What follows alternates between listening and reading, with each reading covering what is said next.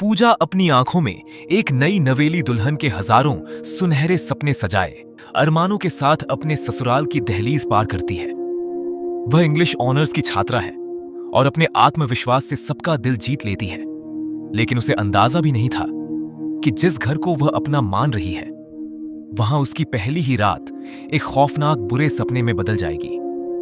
इस कहानी की शुरुआत कमलेश से होती है, जो एक जिम्मेदार गृहिणी है और अपने देवर अरुण को सगे बेटे की तरह मानती है।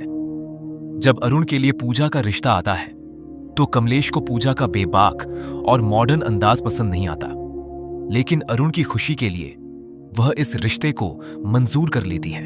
एक समय ऐसा भी आता है जब पूजा को एक विरोध प्रदर्शन में देखकर कमलेश सगाई तोड़ देती है, लेकिन पूजा अपनी बातों की गहराई से कमलेश का दिल जीत लेती है और दोनों का विवाह धूमधाम से संपन्न होता है। शादी की पहली रात, जिसे हर दुल्हन अपनी जिंदगी की सबसे खूबसूरत रात मानती है, पूजा के लिए किसी नर्क से कम नहीं थी। पूजा को तेज बुखार और बदन दर्द था। उसने अरुण से बहुत मिन्नतें की कि आज उसकी तबीयत ठीक नहीं है, लेकिन अरुण पर अपनी मर्दानगी और पति होने के हक का ऐसा भूत सवार था कि उसने पूजा की एक न सुनी।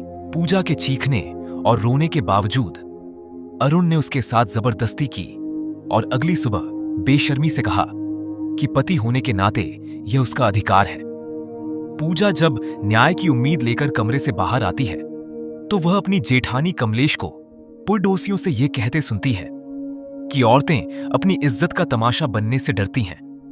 बदनामी के इसी डर से पूजा चुप हो जाती है।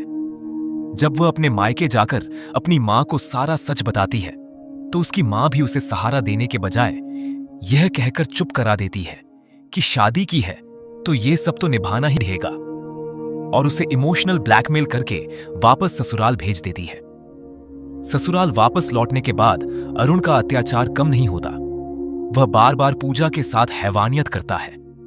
एक रात जब पूजा खुद को बचाने के लिए बाथरूम में बंद कर लेती है और पीरियड्स का हवाला देती है तो अरुण उसे देखना चाहता है और दरवाजा पीटने लगता है। इसी बेबसी और खौफ के आलम में अपनी इज्जत और गरिमा को बचाने का कोई रास्ता न देख पूजा बाथरूम में रखी एक ब्लेड उठा लेती है। अगली सुबह पूरा परिवार अस्पताल पहुंचता है, जहां पूजा की हालत बेहद नाजुक है। जब लेडी डॉक्टर कमलेश को बताती है कि पूजा के अंगों पर ब्लेड से गहरे कट लगे हैं तो कमलेश का पूरा वजूद हिल जाता है। उस रात कमलेश खुद पूजा के दर्द को महसूस करने के लिए अपने हाथ पर ब्लेड रखती है और एक हल्की सी खरोंच से ही उसकी रूह कांप जाती है। उसे एहसास होता है कि उस मासूम ने क्या झेला होगा। अस्पताल में जब अरुण अपनी बेशर्मी की सारी हदें पार करते हुए डॉक्टर से यह पूछता है कि वह अपनी पत्नी के साथ दोबारा शारीरिक संबंध कब बना सकता है, तो डॉक्टर का खून खौल उठता है। वह अरुण को नीच और जानवर कहकर अस्पताल से बाहर धक्के मारकर निकलवा देती है।